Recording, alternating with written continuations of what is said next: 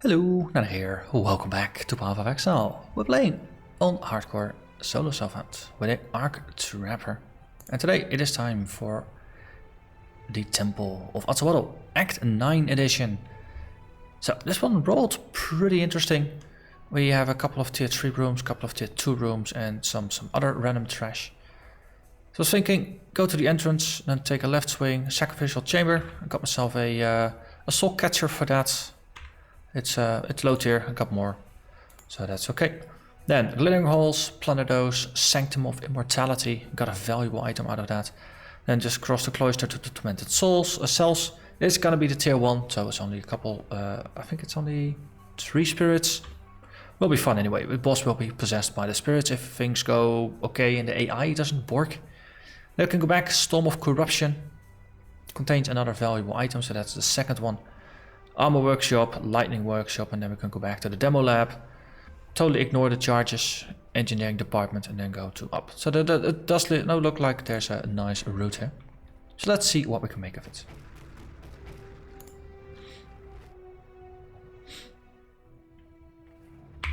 Level 59 area, I'm 67. We have quite a lot of mods here.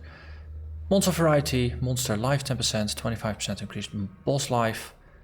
Non-unique monsters regenerate 8%, so that's going to be fun. Kill them or they regenerate. Rares are going to be the toughest mobs here. Temporal incursions and 10% increased quantity. So there's a lot of things to like and not a lot of things to not like.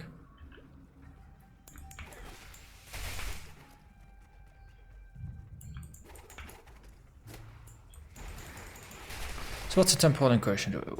Okay, increased rarity and quantity. So that is fun. Just tag all the tempests for fun and profits. Okay, man. Okay, so we go in, we go left.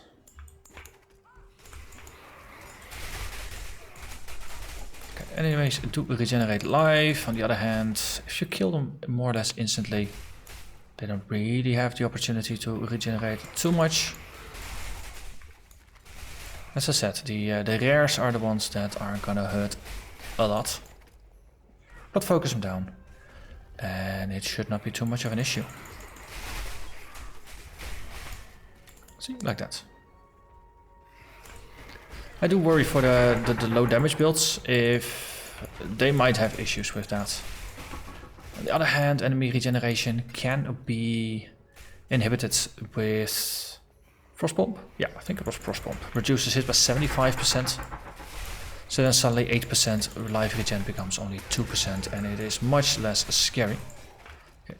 Speaking of much less scary, the Architect is now also dead. And we can sacrifice. Sacrifice unique for another random unique. So Soul Catcher goes in. Ungil's Gosh comes out. So that is additional block chance while dual wielding. If you dual wield these, percentage is always 12? Yeah, percentage is always 12. So you get 24 from that, plus another 15 from the dual wielding itself. That takes you to a nice amount of block chance. On the other hand, does it have any other useful features? It does low damage, it has some dex, it has some lightning damage, and attack speed, increased global crit strike. So, guess if you're playing a crit monster, then you got some block from that, as well as a decent crit. Yeah, glittering halls, that is what I was going for. I do occasionally distract myself and forget exactly what I was planning to do. Lightning Mirage, that's the one that creates the clones, doesn't it? Ancestral Power. I think you got a lot of power remaining.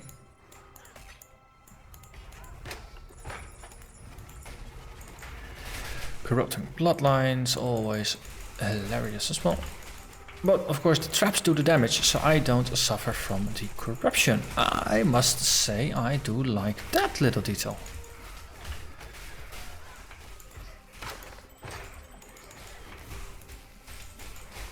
Okay, Union of Souls, that only makes you tougher. Happy joy joy.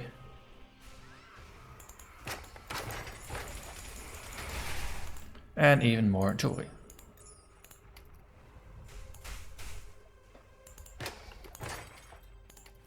So some of these items are corrupted, most of them are not. Okay, just throw all the traps and then, yeah, not a lot remains of you.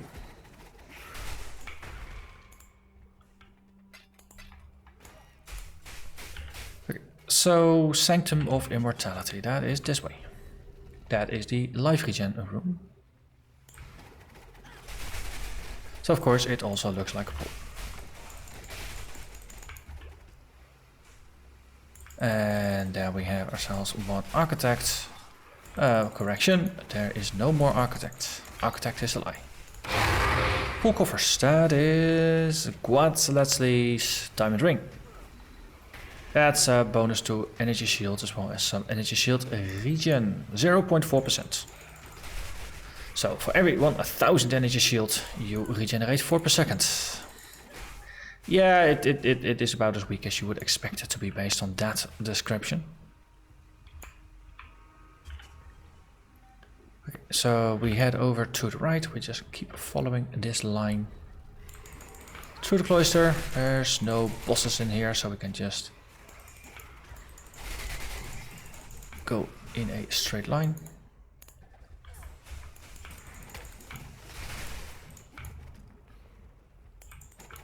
Does look nice with the greens indoor. It's a nice little happy place. We will be back here, so there's gonna be more enemies to kill. And now we have the tormented cells, which is new. So if things go according to expectations, then we have some ghosts. They touch a lot of things. Do they possess the boss? I have no idea. What I do see is that I'm completely full on items, so let's remedy the immediate issue. So most of these are simply corrupted. This one is a blue item. I'll put that one aside because this is a temple item. As I said before, I'd like to keep those separate because they're easy to miss. There's nothing really about the mod that makes it stand out.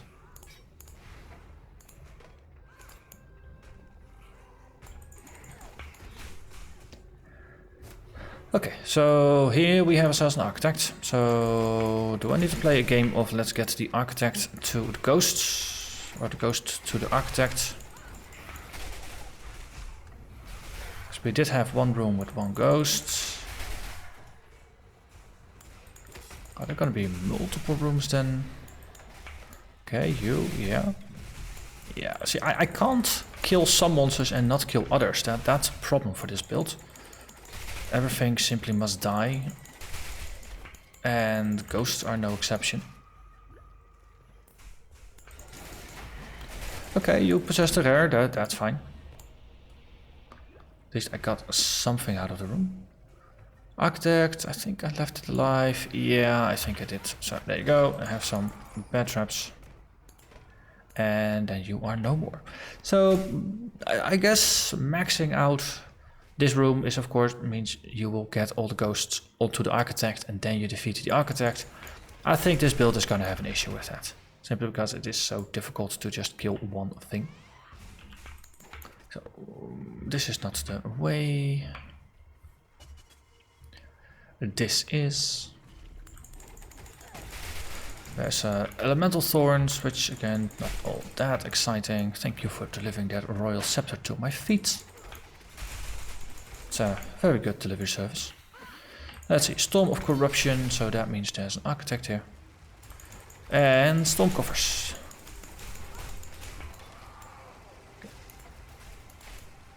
What's in the box? Plated mail. Yeah, okay. We'll pick it up. I mean, it is a special item. It's a lot of cold damage, cold penetration on there. Those are very nice mods. You can say what you want, but those are nice mods. Too bad the mods are attached to blue item. But still, they are nice mods.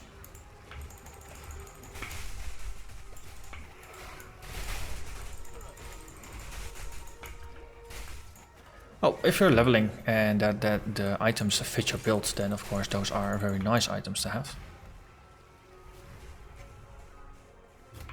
Just that especially once you have decent gear.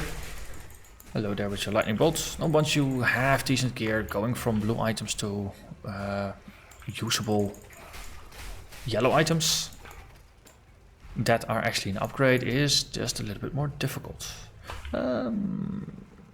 Demo lab. So actually I don't go here, I go here.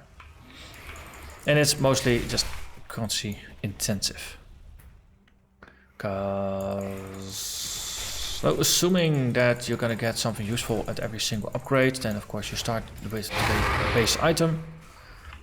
Then you augment it to just get the second blue mod. Then you regal it to turn it into a yellow with 3 mods total. And then it is exalts after that to get it to 6.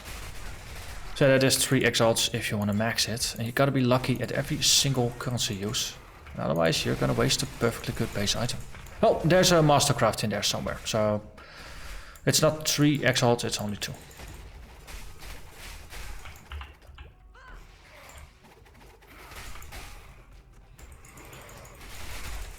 Ah, another flash powder cake. So I got 2 of those now. Can blow up doors. But we're gonna head over to the engineering department. Ooh, natural 5 link. Don't drop all that often.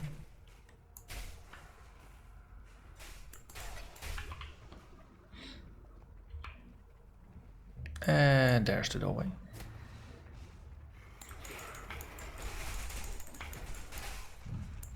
So what's in here? A architect and the engineering department.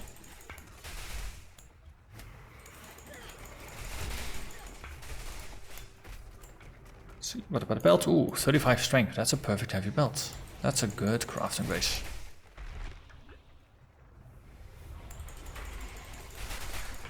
Okay, if I were the architect, where would I hide? Well, apparently the answer is right here. Last place I thought to look.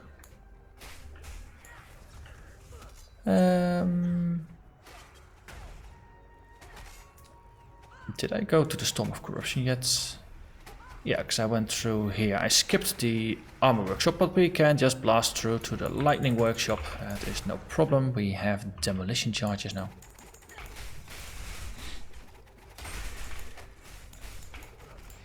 Place explosives. Luckily, explosives don't hurt me, which is an interesting phrase to use. Hello there, Architect of Power. I have some lightning for you. And I know what, we're drowning in items, so we'll just skip those. Shooting gloves, those are potentially new boots.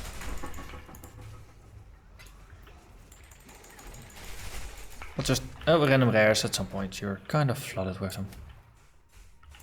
So the armor workshop is next. Ooh, that's a lot of damage that was incoming there. I did drink myself a flask.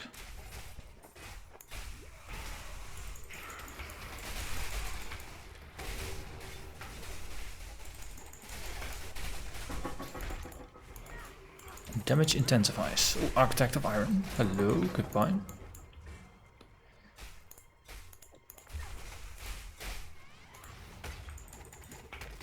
And where's that? Another jewel.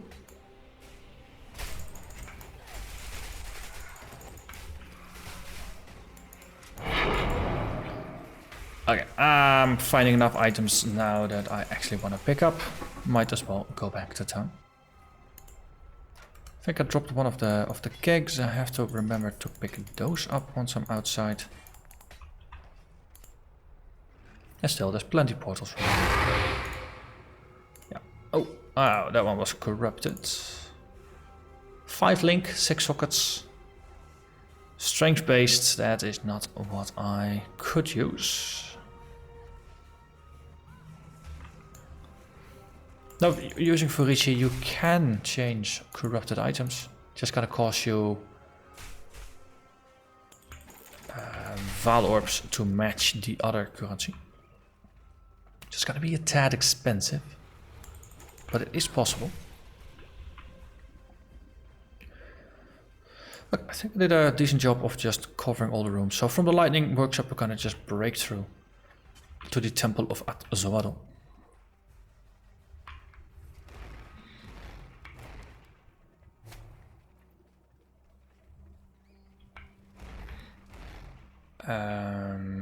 Wait, need to be there.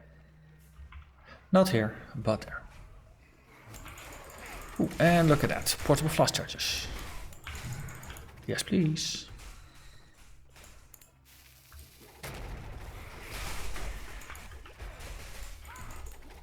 Oh, it's a rare, they are a little bit tougher. And there we go. Arena O'Clock.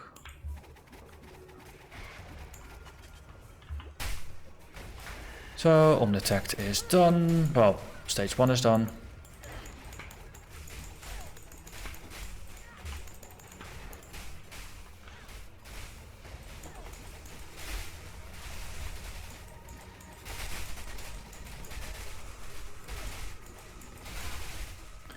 I don't think it really would be an issue to let some of the spirits touch the thing. I mean, it only gets a little bit of energy shield out of it.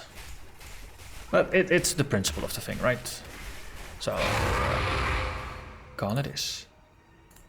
Oh, Inu Jewel.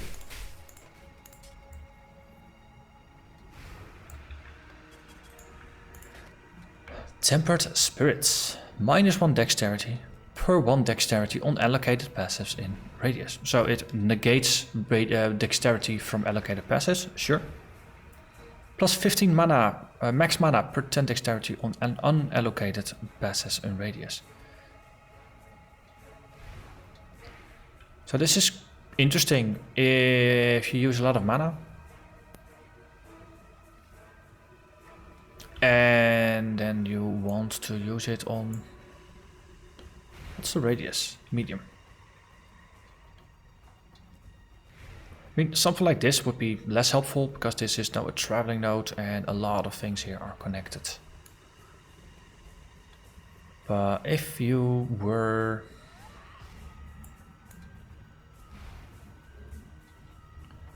If you were not in this area, then something like this, which has no decent number of dex nodes in the neighborhood, or this one also has a decent number of dex nodes in the neighborhood.